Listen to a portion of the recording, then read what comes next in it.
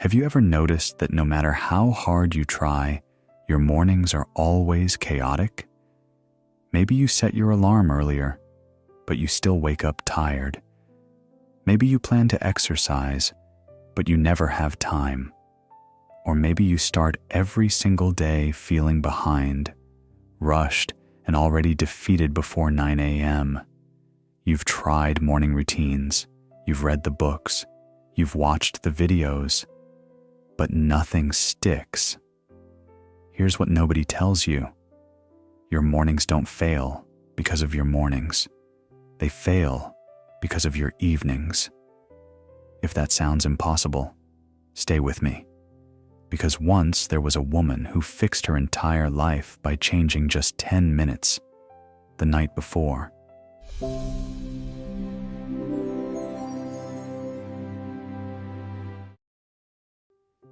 In a busy city where everyone seemed to have their life together, there lived a 29-year-old woman named Sarah. Sarah worked as a project manager at a tech company, smart, capable, ambitious. But every morning, Sarah's life was a disaster. Her alarm would ring. She'd hit snooze 3 times, finally drag herself out of bed, realize she had no clean clothes, rush to find something, forget to make breakfast, grab her phone and see 17 messages she should have answered last night. By the time she arrived at work, she was already exhausted, already behind, already playing catch-up. Her co-workers seemed to glide through their mornings. They arrived calm, prepared, focused. Sarah would ask them, "How do you do it? How do you have such good mornings?" They'd say, "I have a morning routine." So Sarah tried. She set her alarm for 5 a.m. She bought the books. She planned to meditate, journal, exercise, make a healthy breakfast, and review her goals. The first morning, she snoozed until 7:30 a.m. The second morning, she woke up at 5 a.m. but felt so tired she just scrolled on her phone for an hour. The third morning, she gave up entirely. "What's wrong with me?" she would whisper to herself at night, staring at the ceiling. "Why can't I be one of those people who has it together?" Her apartment was a mess. Her to-do list was endless. Her mind raced every evening with everything she didn't do.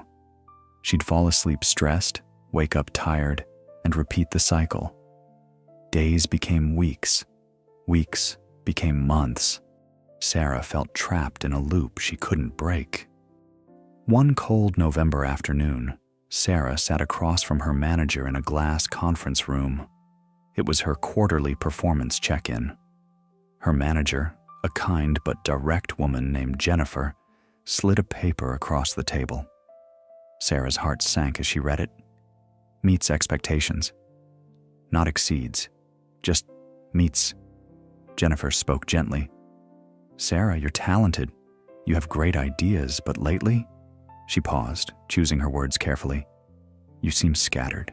You miss deadlines. You forget follow-ups.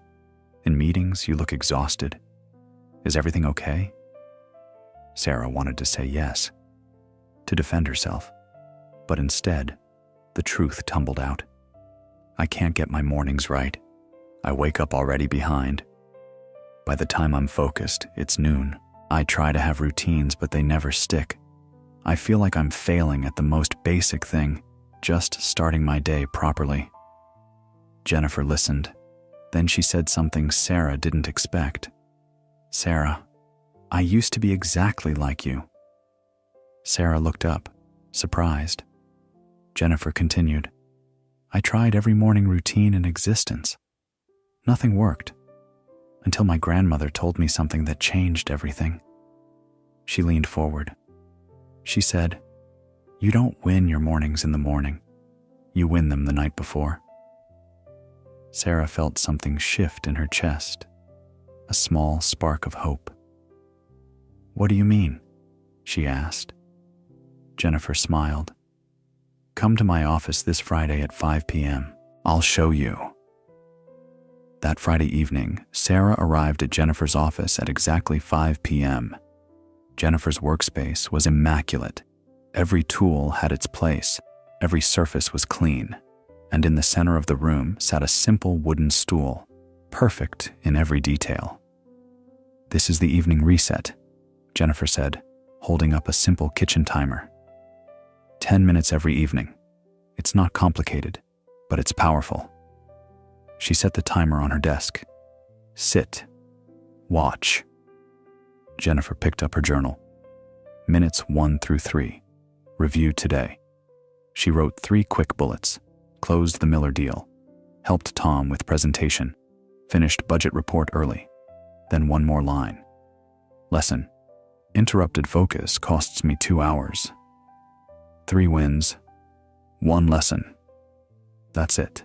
This tells my brain, today mattered. I'm making progress. I'm learning. She turned the page. Minutes 4 through 6. Plan tomorrow. She wrote 3 tasks. 9 a.m. Client call. Prepare questions tonight. 11 a.m. Review Sarah's project plan. 2 p.m. Budget presentation. Only 3 priorities. Not 10, not 20. 3. Because your brain can only focus on 3 important things per day anyway. Minutes 7 through 8. Prepare environment. Jennifer walked to a small closet. She pulled out tomorrow's outfit, already selected. Clothes ready. She pointed to her bag. Lunch packed, documents in bag, phone charger by bed, keys by door. Sarah's eyes widened. You do this every night? Every night, Jennifer confirmed, because every decision you make in the morning drains your willpower. I make those decisions now when I'm calm. Minutes 9 through 10. Close the day.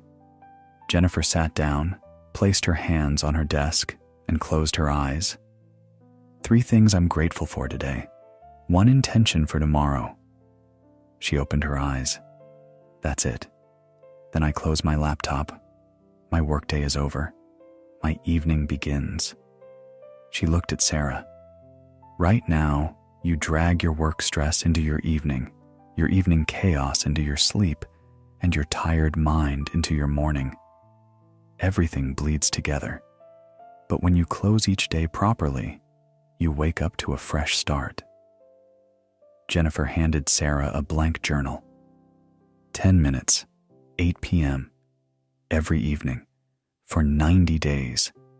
Even if you don't believe it will work, just do it. Sarah held the journal like a lifeline. What if I forget? Set an alarm. Call it, tomorrow starts tonight. That night, Sarah went home and did something different. At 8 p.m., her phone alarm rang. Tomorrow starts tonight. She opened the journal, set a timer for 10 minutes. Minutes 1 through 3. Reviewed her day. 3 wins, even small ones. Made my bed. Finished 1 email. Didn't skip lunch. 1 lesson. Checking phone first thing kills my focus. Minutes 4 through 6. Plan tomorrow.